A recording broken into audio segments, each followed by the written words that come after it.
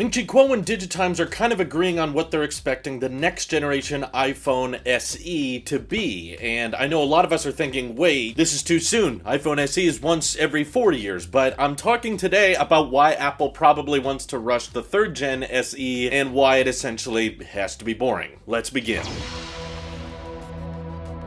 So if you guys recall from the iPhone 12 launch last year, Apple seems to really care about 5G. And they don't even care if they're putting 5G in a phone with a crappy battery life like the 12 mini, so bad that they have to sell the external battery packs for them. But the truth is, Apple looks at this as a hype word, and they're buying all kinds of modems from Qualcomm that have 5G in them, and they're slowly but surely sending out the modems that were just restricted to 4G, and there's already rumored to be iPhone 13s with ultra-wideband 5G coming to more countries and that type of thing. It's not a subject I care much about. You guys know I think 5G is mostly a scam and highly unnecessary for the vast majority of markets, but Apple wants to bring it to more and more of their lineup. So that's the biggest selling point that's rumored with the iPhone SE3. No, there's not a new display, there's no Face ID. It all comes down just to having the same exact design that also now has 5G. And on top of that, they wanted to throw in a slightly better chip. The A14 chip is what's currently rumored,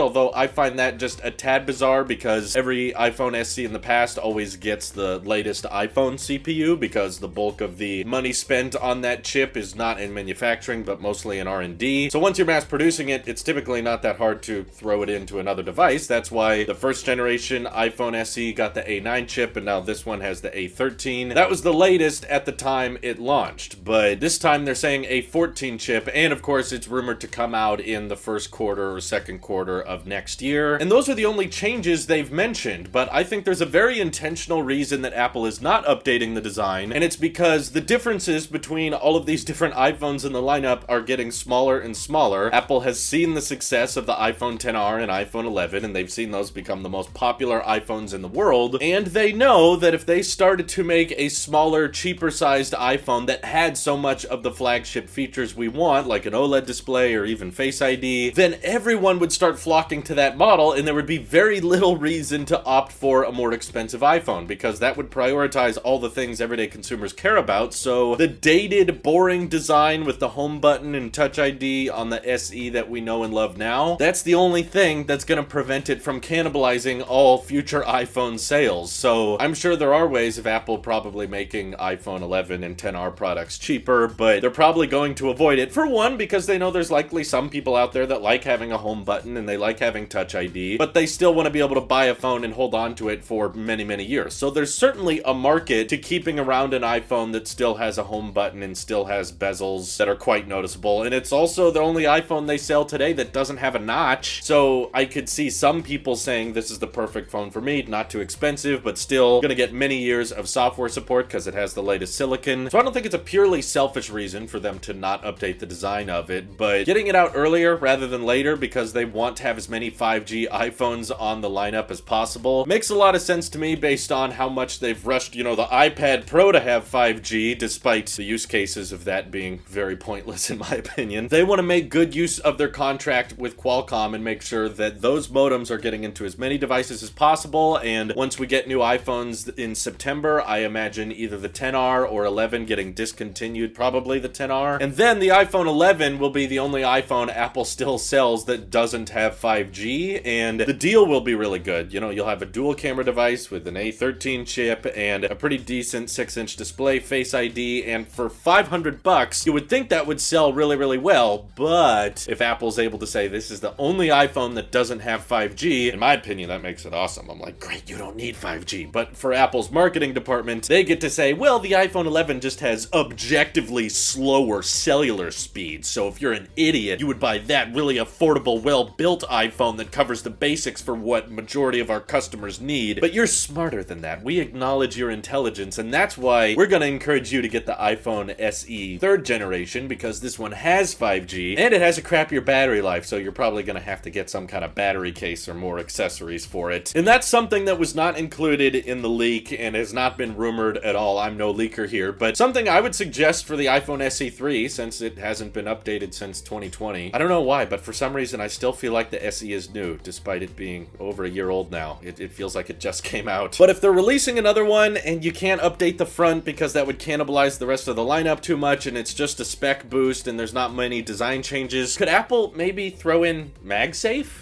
Like, I have to imagine that little metal ring in the iPhone is not terribly expensive, especially if they're able to sell little charge pucks for 40 bucks. Plus, you could upsell people on the Magsafe wallet, Magsafe cases, and the recently announced Magsafe battery pack, which I was supposed to get today, but Apple has decided not to ship it for some reason. I'll unbox it and do a video on it as soon as possible, but I don't know why they're taking so long. But still, I feel like the form factor of the SE is slightly larger than the 12 mini, and we know the 12 mini can support Magsafe, so it's not a size problem, and I don't think the curved chassis would create too many issues, so it's not been rumored or talked about, but that's high on my wish list, okay? If Apple cannot make, you know, a $400 iPhone XR looking device that's affordable, because that's just gonna sell way too well, and they care more about having 5G out there, and they just want to give a spec boost to the SE, which honestly, this would be definitely like the most boring iPhone SE ever, because there would be like no changes probably to the battery life or the camera. In fact, with 5G, the battery life would probably suck because the SE doesn't have that great a battery anyway. But if we can't have the futuristic looking iPhone with Face ID and everything, could we at least get MagSafe on this thing so that it's a bit more future proof? And if people buy it, they can also improve the battery life on the SE3 with a MagSafe battery pack. Slap that on the back. You got like twice the battery life you did before. That makes sense to me, and I haven't heard a great argument for them to not do that other than it might be too complicated for the assembly lines. But if you're throwing in new cellular modems and a new silicon chip, then also just, you know, drop a little MagSafe coil in there. Most likely still gonna have lightning, same type of display, no new HDR, no mini LED or any crap like that. So yeah, it sounds very boring, but because of how the rest of the lineup is starting to become more and more similar with each other, I think it makes sense that the SE3 has to be as boring as possible. Otherwise, that $399 starting price is just way too good. I also anticipate, you know, no charge brick will come with it, and it's still probably gonna be 64 gigs only. But if there's any other suggestions or recommendations you guys have for the SE3 aside from, well, they should make it look like an iPhone XR, or they should make the iPhone 12 mini the new SE, yeah, that would just sell way too well. The price would be so good that Apple would have very slow sales for their high-priced iPhones. And also, I don't think OLED displays are that cheap yet, so that's why I'm throwing out the idea of turning the 12 mini into the SE. It's like, oh, what if we just dropped half the price off of it? I'm guessing that ain't gonna happen, but feel free to let me know what you think will. This is your Alp Sheep here. I'll see you guys in the next one.